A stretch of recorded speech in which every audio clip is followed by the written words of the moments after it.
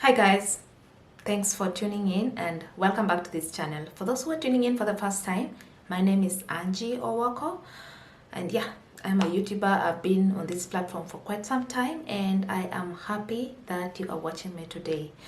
So according to the title of this video, I'm finally going to share with you the real truth about how I was able to continue staying in Germany after my 3 months visa expired. So yeah, stay tuned and maybe grab a notebook and take some notes because there's going to be a lot that you're going to learn from this video. Generally, I'm a person who likes to share, the real deal. And maybe that is something that I've not been doing for a while just because I was just not in that space. I was not ready. But I just felt like, yeah, maybe through me sharing, somebody can learn a few things here and there. So, and of course, if you're watching me today and you have not subscribed, please remember to do so. So, I came to Germany last year in January and I came with a 3-month Schengen visa for study.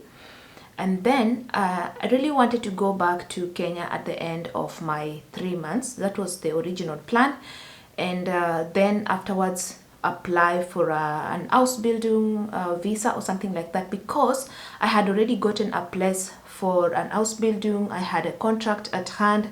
It was simply like just going back and then applying for a visa at the embassy and then coming because I had already acquired the language skills and all that stuff. So, and that was what I did. But the mistake that I did, which is really point number one that I want you guys to learn, is that really you should pay attention to the number of days that have been given in your visa. I was given 88 days plus 12 days, or is it 14 days? They normally give you an additional 2 weeks grace period just in case something happens between this period and you are not able to travel, then you're still in a safe zone.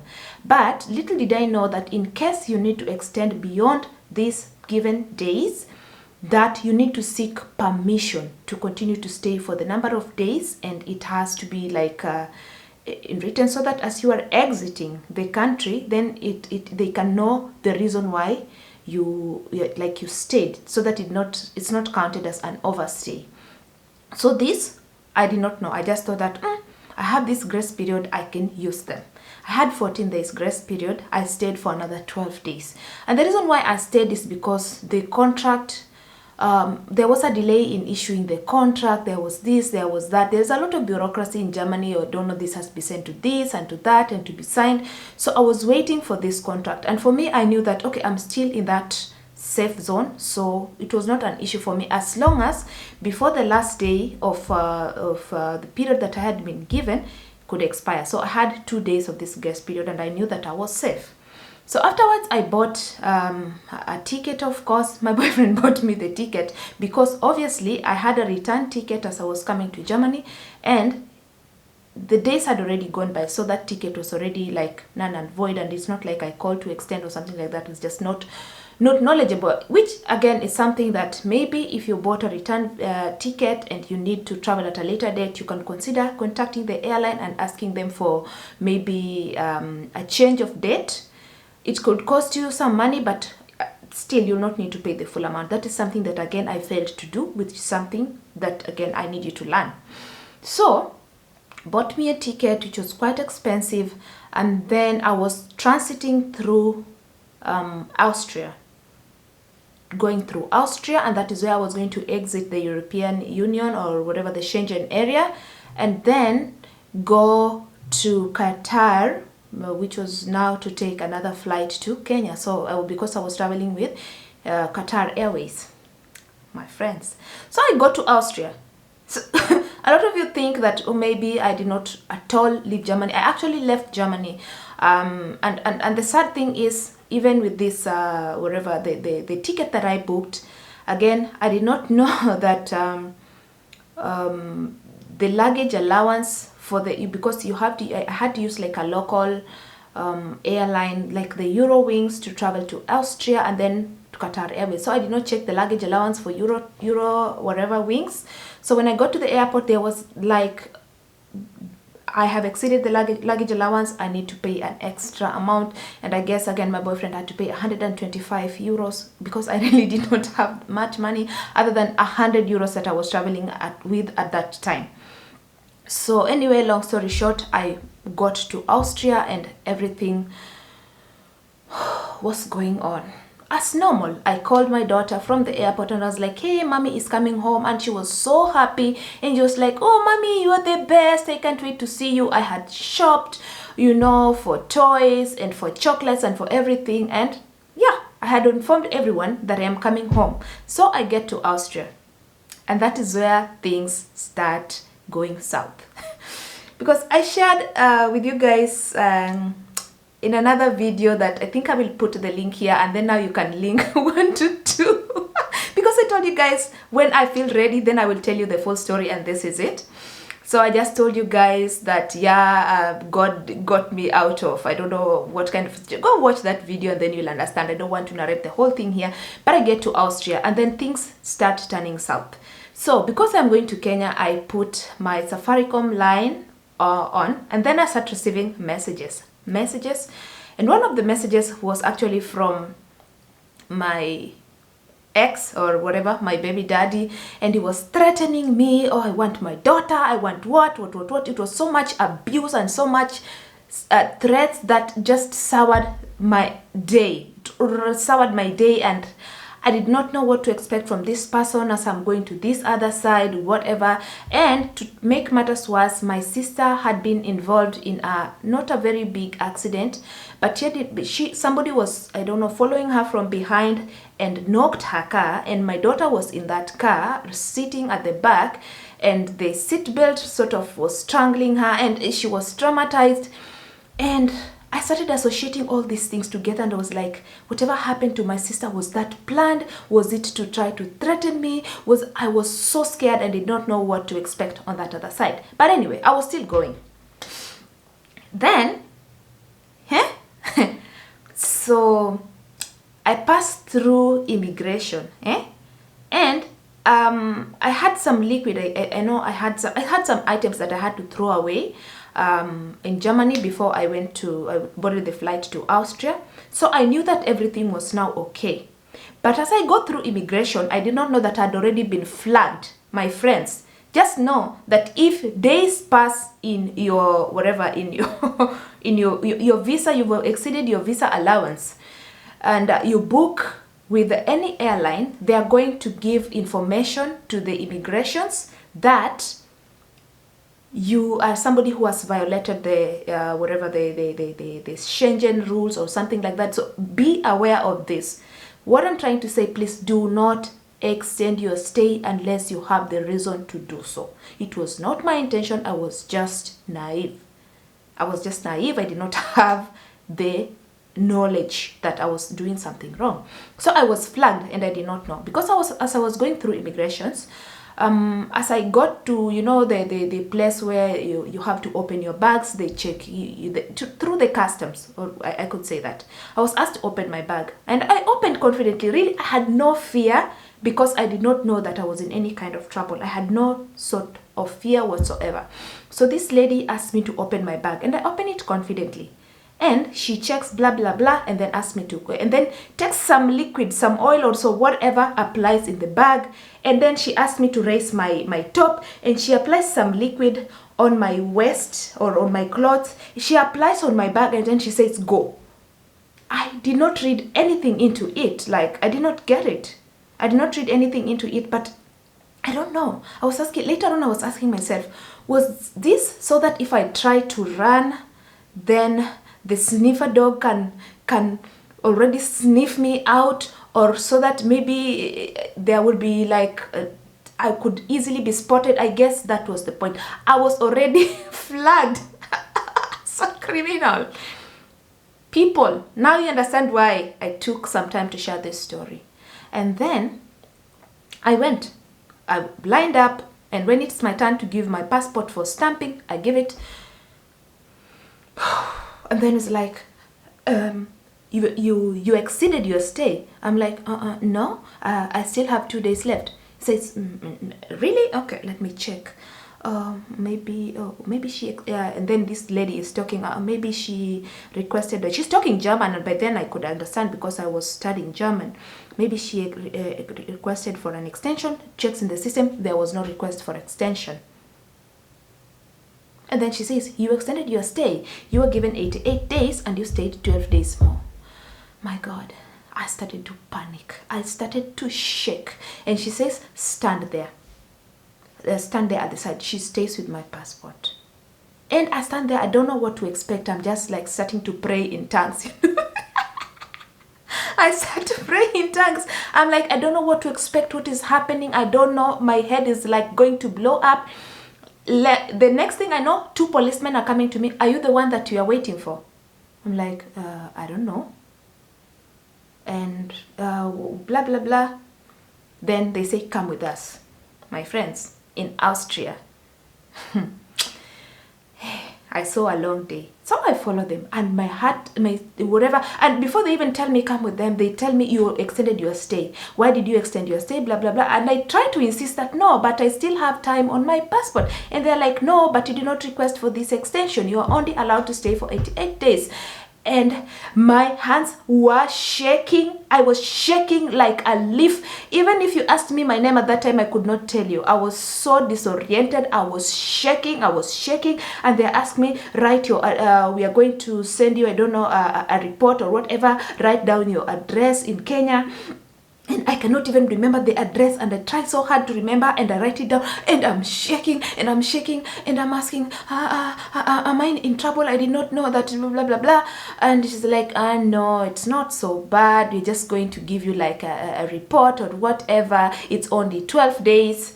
So then they asked me to go to the back, or to the back office somewhere. They took me to some office somewhere. Then they typed down some report, blah, blah, blah, blah, blah, blah, and then gave me this report. And then they asked me, where are you going to? I say, I'm going back home. I have my ticket, I have my boarding pass, I have everything. I give them the whatever. I say, I am going back home, this is my boarding pass, and I am telling them, please, I'm going to miss my flight. Like I was already going to board I'm going to miss my flight. They said, no, don't worry, we will make sure you don't miss your flight. So it takes some time. They give it to me and they say, okay, take this, and then they stamp my passport, exit, and then I now go back to I now pass the immigration. I'm now on the boarding the boarding side, and a lot is flowing through my head. Oh my God, what is happening? What is happening to me?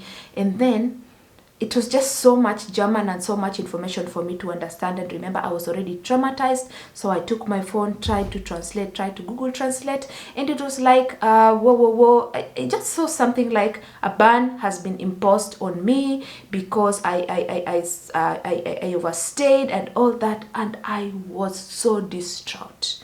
And to top up with the really evil messages that I had read from my baby daddy, the threats that I was just like, my life is crumbling around me. And I asked God, why? And I just felt like everything is over. I came to Germany, I studied German, and now I'm not even gonna be able to come back to Germany. I'm not gonna be able to come back to the Schengen area. Like, I just feel like it was all a waste of time. And I asked God, why have you abandoned me? Like, why have you abandoned me? Like, how did I come to this place? If extending these 12 days was going to cost me this much distress, why did you not warn me? Why did you not open my eyes? And at that time, I call a friend of mine who was staying in Hamburg, and I tell her what is happening. And she told me, I don't know how to help you. You're already in the boarding section. Request them that you want to go back. And I said, like, how? And he says, tell them that you want to go seek asylum because you are in distress and you are afraid for your life if you go back to the country. And I'm like, yeah. When I was speaking to them at the immigration, did I not know that I wanted to seek asylum? Now I want to. Of course, they would just see it as bullcrap. So I did not know what to do. And then I call my my housemate, is is it Congo? Yes, my Congolese former housemate, and I tell him what is going on, and he say, yes, go seek asylum. You have the right to seek asylum. Don't go anywhere. Don't go board that plane. And I'm like, how am I going to avoid boarding that plane? I'm already in the immigration section, and I'm told, leave that place, get out of that place. And remember, my bags have already been checked in. In fact, I have already checked in. That's why I have the boarding passes. So I'm like, what are people talking about? How am I going to leave this place? And they're like, yes, because if you do not leave that place, if you board that plane, God knows you're never going to come back. Maybe if you're lucky after 5 years. And I'm like, this cannot be happening. I've already started building a life. I'm already, wherever things are going for me in Germany. I don't know what to do. So my friend tells me, look for any African and tell them how you can get out of that place. And there is no way. I go to this side, police. I go to that side, police. Every other exit is through the customs. And then we are going to explain what. And I just went to the restaurant. And then I saw I was told, look for a black person. Every other person that I see is colored, is white. So I saw a black person sitting at the restaurant, and I was like, okay, fine, let me go and ask how I can get out of this place. And I asked her, do you know how I can get out of this place? And she says, yeah, of course, just go to the customs and tell them that she says, are you okay, blah blah blah. I said, yeah, I cannot travel at this time. And she says, go tell them that you want to go back. And I'm like, how? My passport has already been stamped in the system. It already shows I have exited the Schengen area. So what are you telling me? So I just sat down. And my friend even got annoyed with me. At the end of the day, said, why did you take this long? Like, you know what? Just go back. You were planning to go to Canada. Just go back to Kenya, and maybe the doors for Canada will open for you. And the reason why I had decided to come to Germany is because Canada was not giving way. So I was thinking, Canada, how? Like, I just felt like all is lost. So anyway, I sit down there and I tell her, let me tell you one thing. If there is really a God in heaven, if there is really a God in heaven, if there is really a God that answers prayers, he's going to get me out of this place. I don't know how, but God is going to do it. I don't know how. Then I start to pray and I tell God, God, I don't know how I got to this situation. I know that I'm a smart person. I know that I know how to do research. How did I miss this point? How did I get to this point? How? And I said, God, I'm not even going to start blaming you, but I need you to help me get out of this place. Then my flight is about to go. And I'm not even hiding. I'm not hiding. I just took my bag and I just went and I sat down there at the restaurant. And I'm telling myself, now what am I supposed to do? And they're like, Qatar Airways, boarding, last call, boarding, Qatar Airways, Qatar Airways. And I'm sitting there and I'm listening. And I know that that is my flight. And I'm like, where am I going to? Where? I just sit there. And this lady comes and says, hey, what are you doing here? Are you not in that flight? And I'm like, no. Of course you are. I checked you in. Even the tag is on you. On your suitcase. And I'm like, are you not going because we need to leave? Are you not going? And I said, no, I'm not going. And I'm like, okay, let me call and inform. I'm like, call. Hey, call the police or what? I'm like, oh, no, it's okay. I will go. And then something else is telling me, don't go. Something else in my heart is telling me, go. Yours is over. Yours is finished. Blah, blah, blah. With Europe, with Germany, go back to Kenya. And another thing is telling me, don't go. Don't go anywhere. And I decide, okay, let them call the police or whatever worst comes to the worst, I'm not going. And she comes and I told her, sorry, I cannot go. And she asked me, why? Are you okay? Are you not feeling okay? And I said, no, I'm not okay. And I broke down. And I started to cry. And I started to cry, and I am shaking, and I am feeling cold, and I am trembling, and I'm shaking. The girl is confused. What is happening? What is happening? Blah, blah, blah. And she's now making the phone call. Oh, there is a lady here. She's not feeling well. She's sick. Oh, blah, blah, blah. We need the medical team. And I am crying. And inside, I am crying to God, and I'm saying, God, get me out of this place. The devil cannot win. The devil cannot win. And I am crying. And as I am crying, I am shaking. And I am feeling so cold. I am feeling so cold inside. I am trembling. My temperature has dropped. I am shaking. So the girl is told, please give her some water, try to help her calm down. We are getting, alerting the emergency team, blah, blah, blah. Then she brings me some water. I am shaking. I am shaking. I am not even in a position to travel anywhere. No one would even allow me in that flight in the condition that I was. No one. That would just be removed. So she says, and she says, Ma'am, we are going to offload you.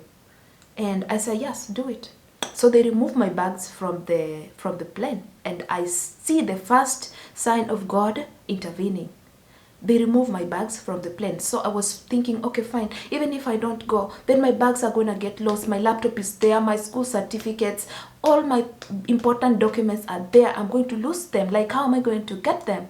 So they offload, and I'm like, oh, thank God they removed my bag from the plane. And the plane leaves. So it's already too late. And then the next thing I know, they bring a stretcher. And I couldn't walk. People, I'm not even faking it. I couldn't walk. Even if I stand, my legs are trembling like a leaf. My whole body is trembling. So they lift me up. They put me on the stretcher. But I'm like, and please don't leave my bag. I did not care about the bags that were offloaded. I did not have time to think about it. I just wanted to get out of that place. Out of that place that had proven to be so distressing in only in less than an hour. It was so traumatizing. I just wanted to get out of that place. And God made a way. So they brought the stretcher, put me in the lift. So I was removed from that place from the back, because there was no way I was going to use the front door. There was no way. But God made a way. You people, when you hear me testifying and saying that there is God, if you still don't believe that there is God who can solve impossible situations, start to re-examine your life. So I was gotten out of that place, and I'm still crying, and I'm still shaking. And the worst thing is, when they took my blood pressure, my God, it was 160. My blood pressure had shot. It was 160. And that is why they had to rush me to the hospital. And my God, I don't even know what was happening. And I was even now getting scared, like, oh my God, what is happening? When they told me, when they saw that the blood pressure was high, and wow, I was even scared. I'm like, my God, what is happening? And I couldn't breathe. That's the other thing also. I was struggling to breathe. Let's say maybe it was panic attack or whatever that was, but I couldn't breathe. My pressure was high. Rushed to the hospital in Austria. And I stayed there for like 3 hours, and they took all possible tests. They tested for COVID. They did tested my heart, my whatever. They tested everything, and I was kept there. And they were just when I the immigration already knew that this, whatever, they have already finished with me. They already knew that this is no longer our problem. This one has exited, one of the violators or whatever, which was really not my intention. They knew that they had finished with me. So that it's not like that I was under watch, or there was a watchdog following me or anything. No, nobody even bothered. So I went to the hospital, and I was thinking maybe there would be policemen watching me, waiting to take me back to the airport. Nobody cared, because according to them, I've left. So I go to the hospital, and I get the treatment, and I get some injections, and they stabilize and I'm stabilized, and now I stop shaking, and my blood pressure is also stabilized. And at the end of the day, the doctor comes and asks me, but they asked me about insurance, because the good thing about these countries is, if you go to the hospital, they cannot refuse to treat you just because you don't have medical insurance. By then my medical insurance had already run out, because I had a visa for 3 months and my medical insurance was only covering these 88 days. So I don't have medical insurance. They only asked, so they asked me, where do you stay? I said I stay in Germany. Where? Duisburg. I gave them my current address where I'm staying right now, manifestation.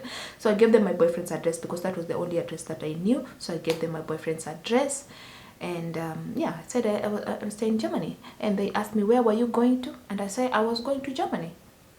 And the doctor comes and after some time and tells me, I just want you not to worry, because everything is okay. The only thing that seems irregular, and I recommend that after 7 days you go again for a ECG scan, because there seems to be a problem with your heart or something like that, and some irregularities.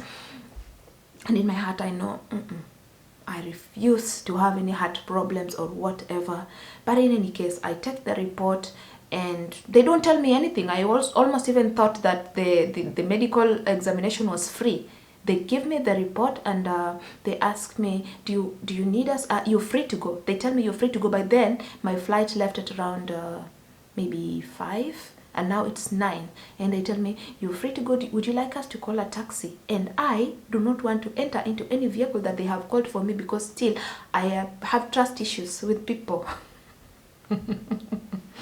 So I tell them, no, it would be very helpful if you just show me how I can get to the train station. And they give me the direction, and people of God, I walk out of that place. That's why I told you God parted the Red Seas for me. If you've watched the other video, but God parted the Red Seas. God made a way where there seemed to be no way. God got me out of the jaws of the lion.